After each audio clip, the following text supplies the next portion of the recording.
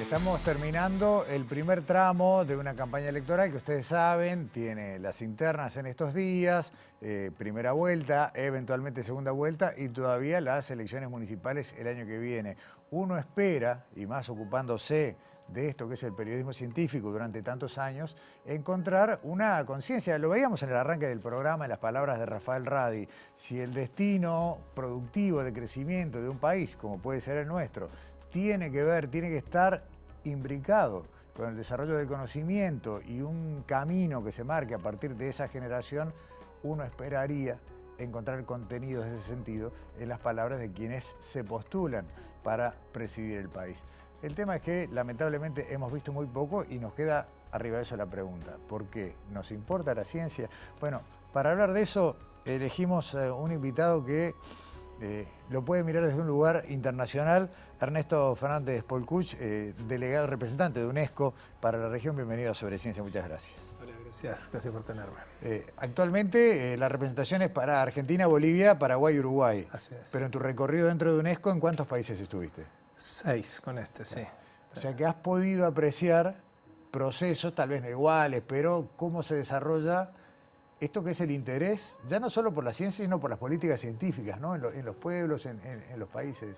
Claro, quienes venimos además del tema de la política científica, tenemos esta duda, ¿no?, de la ciencia como un objeto de la política, ¿no? Y que en este momento además mutó un poquito, porque a la vez la política empieza a depender de la ciencia, ¿no? Entonces esa relación entre ciencia y política es fascinante y se expresa de diferentes maneras en todos los países. Claro.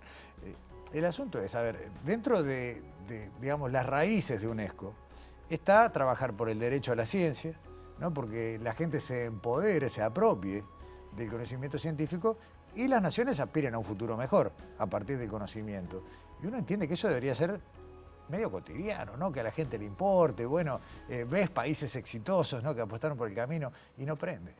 Pero capaz que la gente se interesa por la ciencia. Bueno, acá estamos en eso. Tenemos, si no, no estaríamos ¿qué estamos acá haciendo acá, no? Claro. Pero aparte, yo creo que la pandemia, que siempre la usamos como referencia para muchas cosas, pero para el tema de ciencia fue muy importante.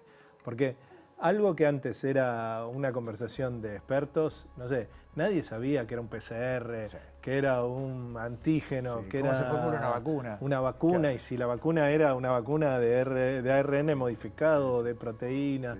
Sí. Todos términos que son de ciencia y que están en el núcleo de la investigación más dura, de golpe estaban en el desayuno, ¿no? O sea, hablábamos cuando... ¿Y vos qué vacuna te diste? Claro, no sé qué, o sea... De golpe entramos en los temas de ciencia y también registramos en el momento la importancia de la ciencia en nuestra vida cotidiana. Ahora, si eso nos hizo dar el salto de decir, bueno, necesitamos ciencia para el desarrollo, capaz que, no sé, sí, estamos todavía tenemos una tarea pendiente. Y como decís, desde UNESCO trabajamos en el derecho a la ciencia y en el derecho a que cada uno y cada una sea parte de la ciencia y goce de los beneficios de la ciencia, claro, dice la Declaración de los Derechos Humanos. Pero para eso todas y todos tenemos que tener un rol y tenemos que asumir esa responsabilidad frente a la ciencia y asumir que, por ejemplo, votar también es parte de una responsabilidad frente a la ciencia. No menor. En los discursos, digamos, lo que es la actividad partidaria común, uno ve que cualquier persona que se postula a una candidatura se refiere a los temas que más le importan a la gente. Y tal vez la poca aparición de estos conceptos sean un reflejo de lo que la sociedad está demandando hoy, ¿no? Claro. Yo no sé si la gente vota en función de la plataforma de ciencia de los partidos. Sería encantador, sería un mundo... Probablemente esto no es un tema uruguayo, ¿no? Esto es un tema que probablemente el mundo y sería otra cosa. Y en algún punto nos cuestionamos, bueno, efectivamente hace 70 y pico años que venimos trabajando porque la ciencia es por esa idea de que la ciencia y el desarrollo y la paz están interlazados, son un mismo... Hay distintas visiones de un problema que es totalmente entrelazado. Bueno, capaz que tenemos que hacer más, pero está bueno, estar acá, está bueno lo que estamos haciendo, hablando de ciencia abierta, ¿no? De esta cosa de generar que la ciencia esté abierta a la sociedad y que se genere una relación distinta entre la ciencia y la sociedad. Que tiene una de las partes es esto, ¿no? La comunicación, la conversación con la sociedad sobre la ciencia, y la otra también es la participación real de la sociedad en la ciencia. A veces hablamos de ciencia ciudadana, hablamos de consultas científicas. Son como otras formas en que la sociedad se aparte de la ciencia y después, y a la vez de esa manera, vaya tomando un rol más activo. Aparte, vos hablabas de la pandemia, pero a la ciencia ahora le estamos reclamando, por ejemplo, soluciones para el cambio climático, soluciones para las energías sostenibles para la movilidad, soluciones para la manera en la que nos movemos en la ciudad, incluso hasta en los flujos de tránsito. Hay como una dicotomía. Claro, la ciencia resuelve o contribuye a la resolución de muchos de los problemas cotidianos, inmediatos y de largo plazo. Y con el cambio climático lo vemos bien, porque solamente hablamos de cambio climático gracias a la ciencia del clima, gracias a los informes internacionales, ¿no? Y ahí está relacionado con este problema de la diplomacia científica, ¿no? De que todos los países juntos tenemos que pensar los temas científicos grandes. Y lo del cambio climático puede ser... Es un tema central de nuestro desarrollo porque entre todos los países estamos pensando eso. Entonces vamos desde lo macro de todos los países hasta lo micro del desayuno. Tenemos que estar, la ciencia está en todo eso. ¿Cuál es la relación entre esto que estamos hoy, ¿no? De cuánto está o no la ciencia en nuestra cotidianeidad y la base del sistema educativo, ¿no? Eso de que ya los chiquitos... la matemática es difícil, vas a tener problemas con física, química es un lío bárbaro, otra ciencia, no, y hablemos de las ciencias humanas, no, filosofía no sirve para nada. Esas frases hechas sin sustento, ¿cuánto arrancamos perdiendo el partido de ahí? Claro, ahí yo creo que hay un tema es que estamos mirándolo disciplinarmente. Claro. En la medida en que nosotros veamos problemas y discutamos proyectos, encontramos cómo la matemática, la física, la química y la filosofía son herramientas para resolver los problemas que nos planteamos. Y en la medida en que la educación vaya evolucionando, algo más basado en proyectos y menos en disciplinas, vamos a poder entender mejor el porqué de la matemática. Yo creo que ahí se ha generado una discusión un poquito confusa y realmente no es que la matemática o la física o la astronomía sean menos importantes, sino que para que las podamos enseñar necesitamos esa manera distinta de mirar que ahora se está proponiendo en general a nivel global en la educación. Pero para que eso se aplique hace falta una mirada integral. Tal vez yo estoy reclamando que discutamos de ciencia y en realidad lo que hace falta es lo que vos decís, ¿no? Un proyecto integral de cómo hacer que el conocimiento arranque desde la base. Claro. Que el conocimiento empiece en la escuela primaria o en la preescolar. Hoy veíamos el laboratorio, el Pequelab, que esté presente en todo eso y que llegue hasta la toma de decisiones políticas. El ejemplo, el Uruguay ha tenido el ejemplo del GACH, que es algo realmente, digamos, modelo en cuanto a cómo se hace que el conocimiento informe las decisiones políticas. Las decisiones políticas nunca van a ser científicas, porque no son decisiones científicas, son decisiones políticas. Pero la llegada de la ciencia a la toma de decisiones empieza desde el principio, empieza desde la educación para que nuestras políticas y nuestros políticos sepan de ciencia, la base. Claro. O sea, no tienen que ser todas científicas o científicos, no pedimos eso, pero sí que haya una idea general del principio de cómo funciona la ciencia. A veces es más importante entender cómo funciona la ciencia que saberse los teoremas de memoria. Exacto, sí, o la tabla periódica. Exactamente. Sí. Vos hablaste hace un rato de diplomacia científica, que es una de las patas de esto, ¿no? Es decir, bueno, no hace falta que el canciller, el ministro de Relaciones Exteriores de un país sea experto en los problemas que tiene que resolver con los vecinos, pero sí que sepa quién tiene que escuchar y aconsejarse. ¿Haría falta extender un poco más ese modelo y ya no solo en diplomacia, sino, por ejemplo, que los parlamentarios tengan mejores asesores en este rubro, robustecer esa estructura? Sin duda. En los temas de diplomacia, la ciencia puede acercar a las naciones. Muchas veces se habla de que parte de, por ejemplo, de que la Guerra Fría no haya terminado en una guerra caliente mismo, es que los científicos tanto de Occidente y Oriente conocían la real capacidad de los arsenales nucleares y entonces sabían que no se podía resolver la guerra. Si no hubiera habido conversaciones científicas, quizás alguno de los dos hubiera tomado una decisión que no tomó porque la ciencia hablaba, la ciencia se conversaba.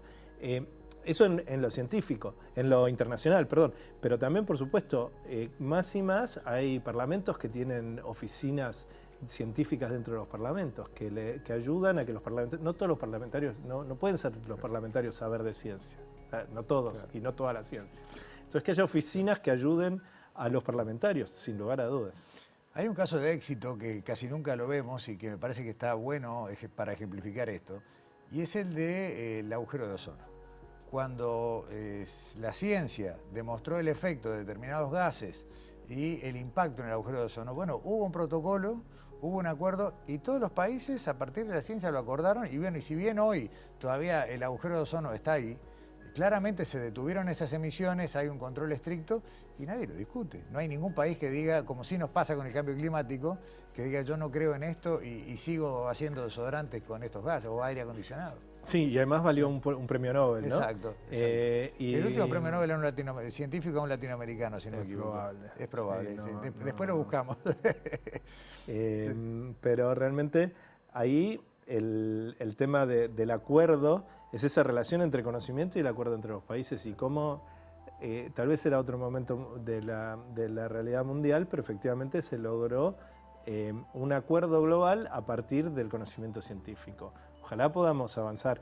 El Acuerdo de París va en el mismo sentido, pero claro, el momento político del mundo es distinto. Entonces el acuerdo internacional se logró, pero no llega a la implementación. Ahora, después hay una relación ahí entre ciencia e innovación interesante, porque si no se hubiera desarrollado un producto que reemplaza a los clorofluorocarbonos, sí, no lo preparé esto, tal vez no hubiéramos llegado a lo mismo, ¿no? Debido a que la innovación y la misma investigación científica encontró un producto que les permitía a la economía de los productos que antes usaban los gases que rompían el ozono, sí, digamos, para decirlo simplemente, se pudo reemplazar con tecnología, con más investigación y a un costo razonable. Entonces hay como un lindo ciclo ahí hacia... Bueno, a ver, yo creo que hay una carrera económica, o sea, mientras las naciones no se ponen de acuerdo o hacen trampa al Acuerdo de París y dilatan su implementación y siguen emitiendo, también el sector, a ver, los grandes inversores hace años que están poniendo enormes recursos en esto que acabas de decir, ¿no? Los reemplazos para los combustibles fósiles o los combustibles fósiles reemplazados por combustibles sintéticos, la generación de energías renovables. Hay miles de millones de dólares en inversión. ¿El mundo de los negocios capaz que lo está entendiendo antes que el mundo político?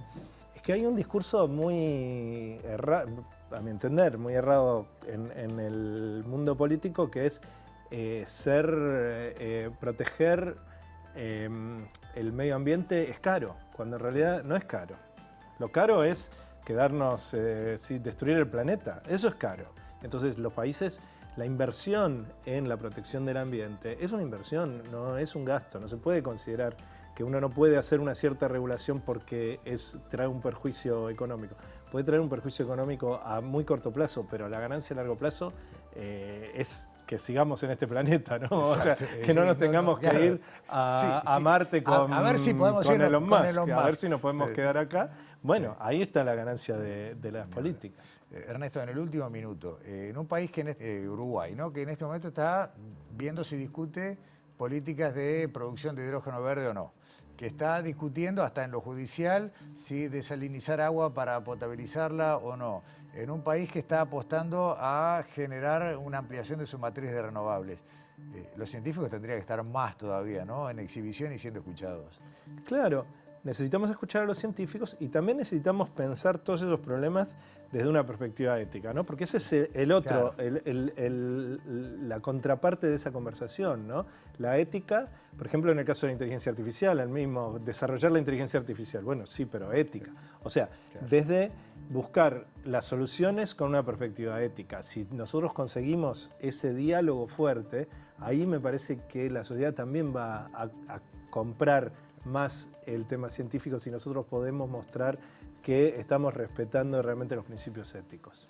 Ernesto, la seguimos para la primera vuelta de las elecciones. Dale, con gusto. Director de la Oficina Regional de UNESCO, con sede en Uruguay, Ernesto Fernández Polcuch, gracias por venir a Sobre Ciencia. Gracias a vos. Nos vamos y volvemos la semana que viene aquí en Sobre Ciencia en TV Ciudad.